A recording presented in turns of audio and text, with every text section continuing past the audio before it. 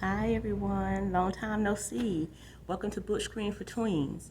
My name is Nikita Hines and I am the youth librarian at the Dogwood Branch Library. And the book I'm reading is called The Startup Squad. The Startup Squad is by Brian Weisfeld and Nicole Kear.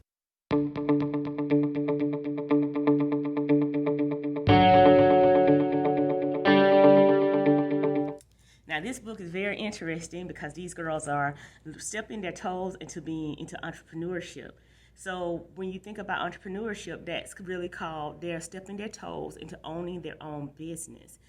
The story is good because it shows how ego, how not having good communication, how not being able to speak to people, jumping to conclusions, it ends up messing up collaboration and it makes things very difficult to get jobs and things done. And it can damage relationships, but having the humility and being humble enough to come back together to say, hey, I'm sorry, I shouldn't have done this thing, or I should have taken the time to listen to you rather than assume and jump to conclusions, how that really went ahead and helped them build better relationships, better friendships, and they were able to go ahead and work together to a victory basically at the end of the book. The main character in this book is Risa. She has a strong personality. She has a very strong personality. She's a good person, and she just wants everything to go her way. But when you work with other people, you have to accept that they have their own way of doing things too. So here we go. And again, the book is The Startup Squad. And we're going to talk about the author because he is an entrepreneur. He owns IMAX. He was a partner at one point, part owner of the business IMAX. And also, let me see, he also was a part of and started up the business coupons.com. So you may want to read his other books. He has 2 other books out at this time.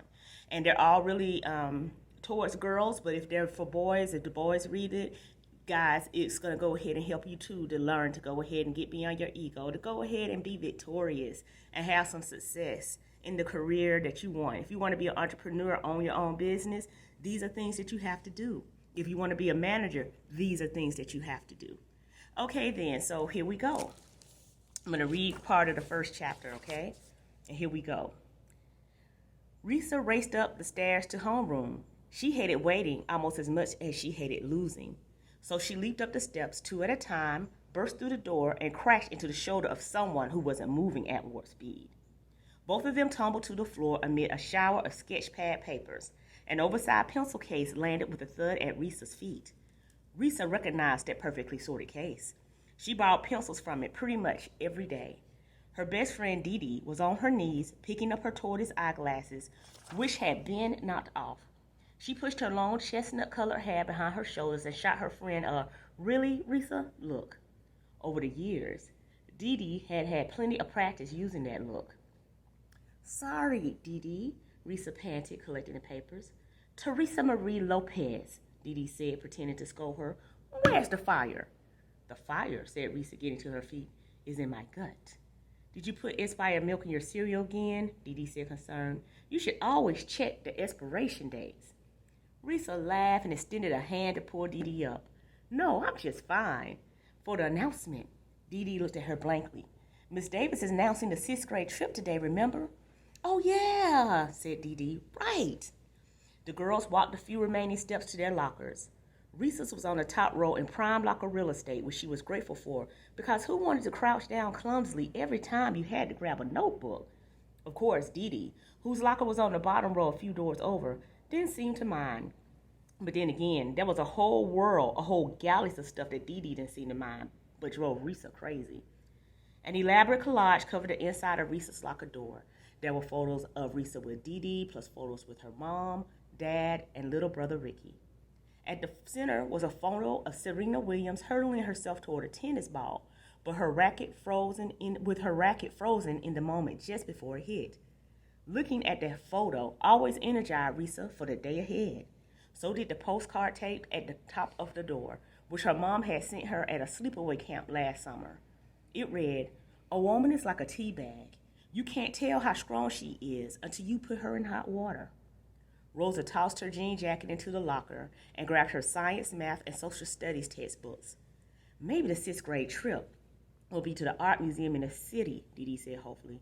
She hung her hand-knit sweater out on the little locker hook. The inside of her locker door was bare, except for a small mirror. She inspected her reflection, fixing a wonky wave in her head. Risa groaned. Oh, I hope not. The art museum's more boring than school. All those portraits of old guys. Ugh. You seen one, you seen them all. She slammed her locker closed. Maybe it'll be to the science museum, the one with the bed of nails you can lie on. That would be amazing. Dee Dee shuddered. I still have nightmares about that.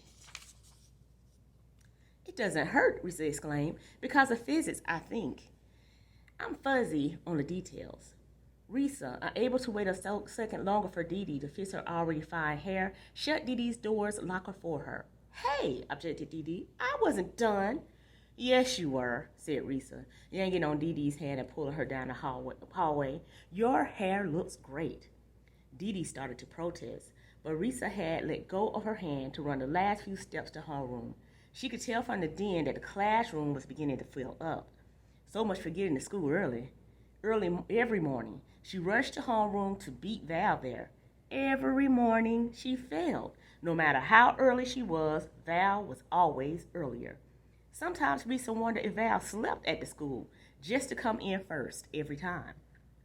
Sure enough, Val was next to Miss Davis's desk, stapling packets like the helpful assistant she was. From the outside, Val looked harmless. She was tiny, even shorter than Risa, who was one of the smallest kids in their homeroom. She had flaming red hair worn in a pixie cut, so you could see every one of her freckles and her tiny, pointy, fairy nose. In her t-shirt with a blue sequin peace sign on the front, Val looked as sweet as cotton candy. But Risa knew better. She was as tough as that bit of nails Dee Dee had nightmares about. Whatever the competition was, Val was in it to win it, and she almost always did. Val looked up from her stapling as Risa ran in. Late again, huh? She asked with a smirk. Homeroom hasn't even started yet, Risa shot back as she raced to the seat she'd been sitting in all year next to Dee Dee's. You know what Shakespeare said about punctuality. No, but I'm sure you're going to tell me. Better 3 hours too soon than a minute too late, Val said in her most patronizing tone. Then she hit the stapler especially hard, as if to emphasize her point.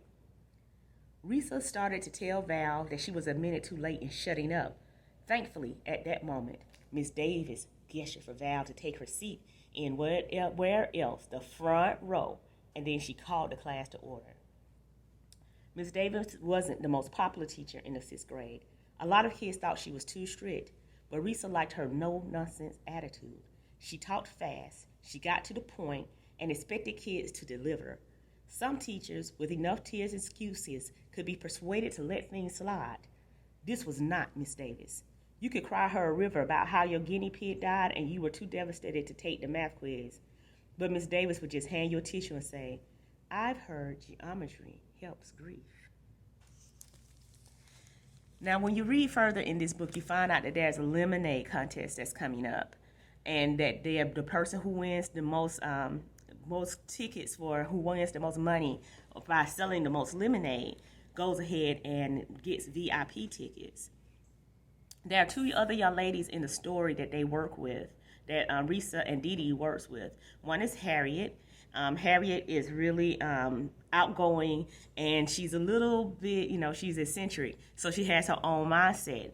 Now imagine what you just heard about the young lady Risa having to work with someone who has their own mindset and is really clear about how they want to live and what they want to do and who they are, and enjoys themselves.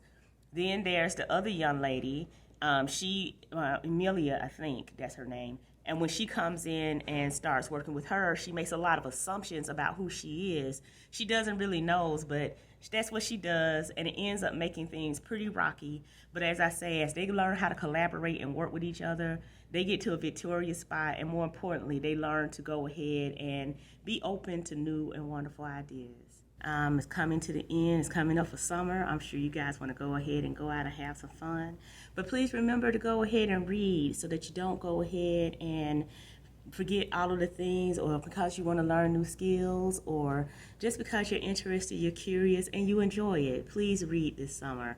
We had a summer reading program going on at the Fulton County Library System. You can join online. There are a lot of programs going on at the libraries during this summer, and those programs are available online. We have some Zoom programs and other programs going on. Plus, we have some things going on at the branches themselves. All of the programs that we're offering at this time are outside. So keep that in mind when you decide to go. Don't forget to bring water if it's late in the day.